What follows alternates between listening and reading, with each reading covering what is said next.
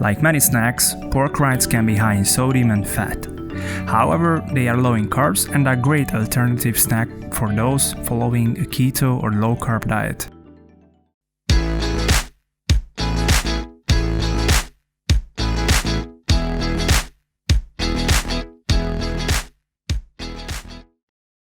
Most of the time, the pork skin is pre-cooked in boiling water, dehydrated, and cooked in fat or oil to achieve that crunchy texture.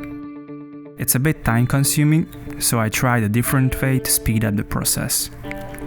Preheat the oven to 250 Celsius or 480 Fahrenheit.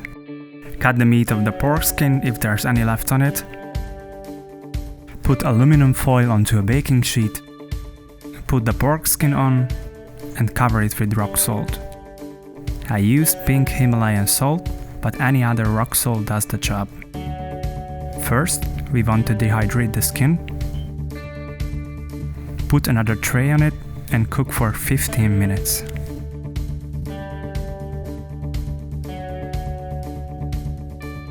Take the salt off.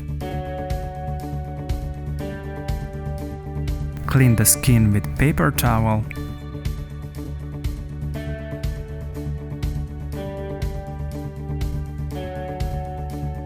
And brush the skin with white vinegar. This will help to achieve crunchiness. Slice it to any shape you like.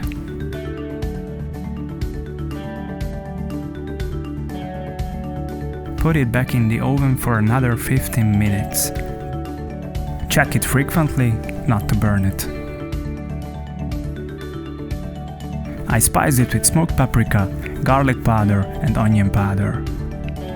It can be ground and used instead of breadcrumbs for chicken nuggets or fried chicken.